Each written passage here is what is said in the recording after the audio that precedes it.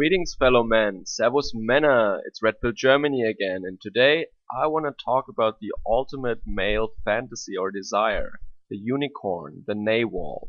And I haven't made a video about this topic yet, because I think it's a very important topic and I wanted to think very long about this one. So maybe it is a little bit different from man to man. Maybe some men suffer more from male mother need. That means they think that out there somewhere is their angelic soulmate who loves them unconditionally. I was never a man like that, and I don't really want an angelic soulmate in a woman. I would like to have a strong, reliable partner, and this I would call the NAWALT. A woman who is emotionally strong, who is capable, who has her shit together, and who can have my back in times of danger and of need. So this is my interpretation of the NAWALT phenomenon, of the desire to have an equal partner in a woman who can also share some of the responsibilities, some of the dangers, and some of the burden. Now that does not mean that I want to be taken care of by a woman. I just mean that even a strong man cannot be strong all the time. There will be times of weakness where he loses his job or where he gets sick, and it is precisely at these moments when women stab you in the back and where they just look out for a better deal and for a stronger, better man. We know that women are not loyal, but we still want to believe that they somehow are. But these are male virtues, not female ones. And I really came to the understanding that this belief in the NAWALT is very dangerous to men, because we fall victim to our own desires. So I was previously only talking about myself, but I think that this desire is also very strong in other men. And I came to believe that because I was reminded of something that happened back in my youth.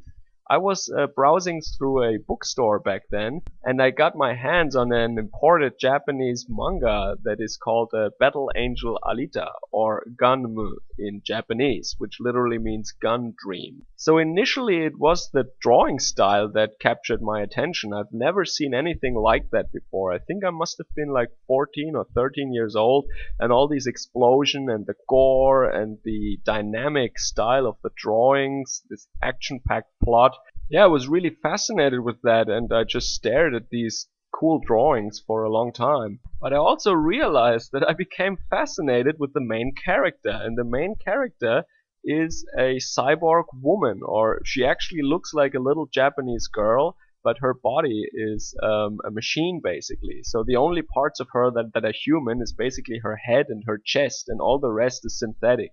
So she is initially found by a robo-doctor on a dump, and she has amnesia. She doesn't remember her past. But then slowly she realizes that she used to be a warrior, in fact, and with her new upgraded body, she then becomes a fierce fighter. Now I really like the universe and the plot of this manga series. Also next to that one in the shelf of the imported manga section, I found Apleseed, which is an early work of Shiro Masamune, who also is the creator of Ghost in the Shell, where we will see a movie coming out very soon where Scarlett Johansson will play the part of Kusanagi Motoko. Now in the Apleseed series, the main characters are two special forces agents basically, a cybernetic man and a woman. And it is just really interesting that they are both partners, they are having each other's back, and both of them train very hard to stay alive basically and fight against terrorists.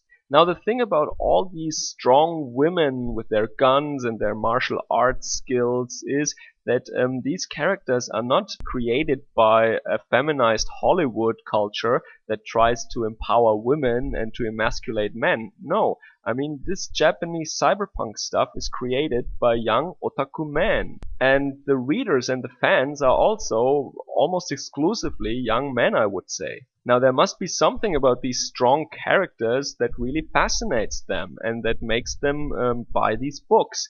And it is not really the girl with the big boobs and the magic powers, because of course you can say men like action and men like girls, so why not have actions and hot girls, right?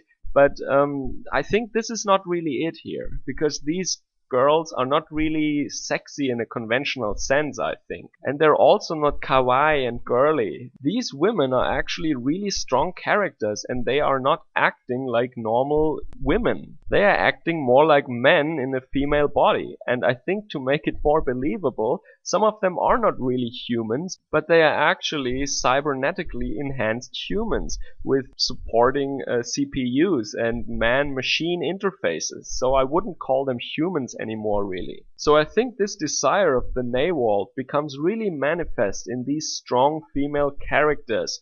And some of them, as I said, are not really humans. So this is a hint to us men that what we wish for, what we desire, does not exist on this planet. You know, there is no unicorns. It doesn't exist. It is strange that we desire something that we cannot have in our lives on this earth. There are no women who are not hypergamous. There are no women who do not want to exploit the resources of a man. There are no women who are not constantly checking for the better deal. Of course, the Japanese did not invent stories feeding off this male desire.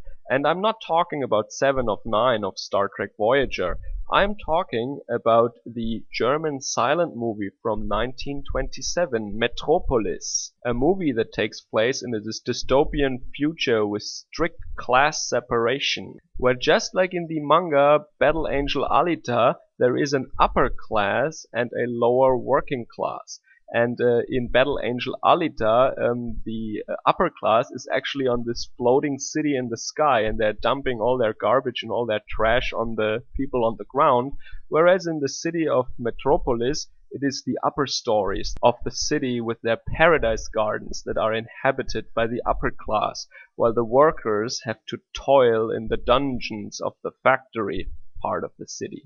So I really strongly encourage you to check out this movie, because just recently there are missing fragments of the movie that have been rediscovered, and there is a new remastered, more complete version of the movie.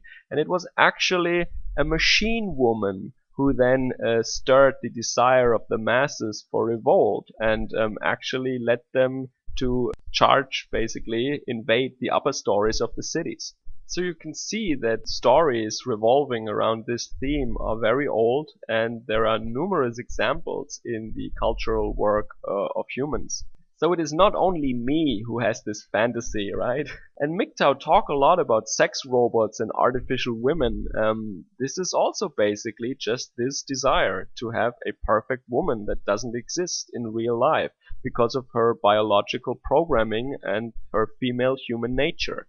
Now it is of course nice to indulge in these fantasies about NAWALTs and cybernetic females who are really good riflemen and who are strong and capable and decisive, but we should all realize that this is just a fantasy, it's a dream, it's something that cannot be realized in real life. Now I don't know how the wives of my coworkers used to be when they were still younger, if they were submissive girly girls back then or strong dominant females who are just allowed to be dominant because men let them.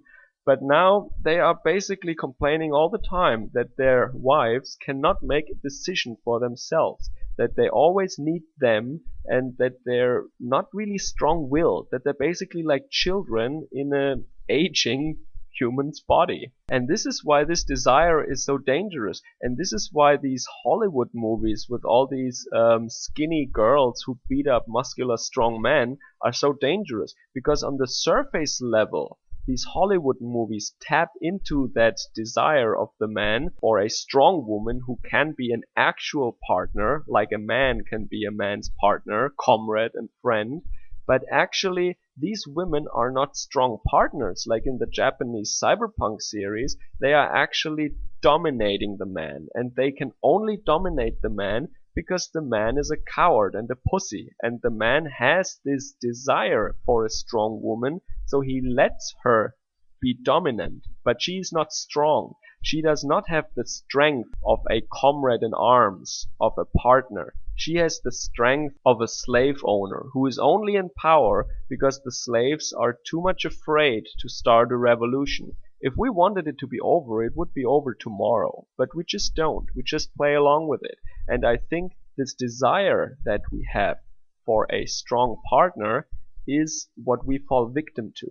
Many men, I think, are wishing so hard for a woman that could be just as strong as them that they just let their women walk all over them. So for my part, I still enjoy these cyberpunk stories and these classic movies that revolve around this topic, and who knows, maybe in a future with transhumanism, artificial wombs, and man-machine interfaces, we will actually see a different dynamic between the sexes. But as far as the present goes, we are still stuck with these entitled females who want a protector and provider, and who are always ready to stab you in the back if it serves her interest. That is just the sad reality that we should all come to realize if we don't want to be the next victim of a hypergamous feminazi woman. So I really want to read the originals of that stuff, so that gives me maybe some motivation to practice Japanese again. I got a bit rusty since coming back here actually. So tell me what you think about this topic in the comments below. Have a great weekend. Servus, Kameraden.